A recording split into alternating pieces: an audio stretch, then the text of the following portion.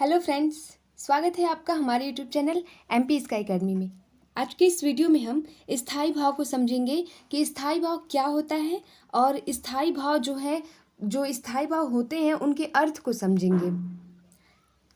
तो समझते हैं स्थाई भाव क्या है।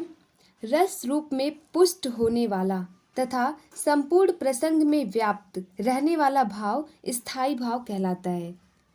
अर्थात जब आप कोई काव्य पढ़ते हैं तो उसमें रस रूप में जो भी चीज़ें आपको मिलती हैं, संपूर्ण प्रसंग में जो व्याप्त रहता है, जब तक आप उसको पढ़ते हैं तो कुछ ना कुछ उसमें रस किसी ना किसी रूप में रहता है जो आपको आनंद देता है। चाहे जिस भी तरह का भाव आपको देता है वही स्थाई भाव है। अब हम समझेंगे स्थाई भाव कौन कौन से हैं और उसके अर्थ को समझेंगे। जैसे स्थाई भाव है रति, रति या प्रेम, इसका अर्थ होता है स्त्री पुरुष के मध्य का प्रेम। दूसरा है शोक, स्थाई भाव जो शोक है उसका अर्थ होता है प्रिय के वियोग के कारण शोक का भाव। तीसरा है निर्वेद, निर्वेद का अर्थ होता है संसार के प्रति त्याग भाव को निर्वेद कहते हैं।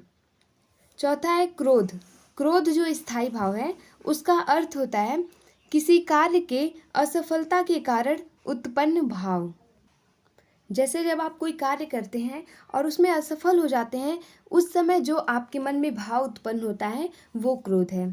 पांचवा उत्साह नामक स्थाई भाव जो है उसका अर्थ होता है वीरता या दया दान से जुड़ी प्रसन्नता का भाव। जो खुशी आती है आपके मन में, प्रसन्नता आती है, वो उत्साह में आएगा। हास जो स्थाई भाव है उसका अर्थ है चेहरे पर उत्पन्न हास या हंसी। सातवां है जुगुप्सा, इसका अर्थ होता है किसी घिनौनी वस्तु से मन में उत्पन्न ग्लानि, यानी कि कोई खराब चीज़ रहती है जिसको देख करके आपके मन में ग्लानि उत्पन्न होती है, वो होता है जुगुप्सा। आठवां है भय, भय का अर्थ है भयानक जीव या वस्तु को देखकर उत्पन्न डर। इसके बाद है विस्मय, विस्मय जो स्थाई भाव है उसका अर्थ होता है आकर्षक वस्तु को देखकर मन में उत्पन्न आश्चर्य का भाव। किसी चीज़ को देख करके अचानक से आप जब आश्चर्य हो जाते हैं वही होता है विस्मय।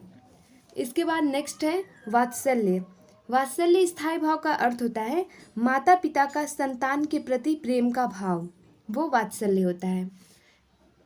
देव विषयक, ये जो स्थाई भाव है इसका अर्थ है ईश्वर के प्रति मन में उत्पन्न प्रेम भाव।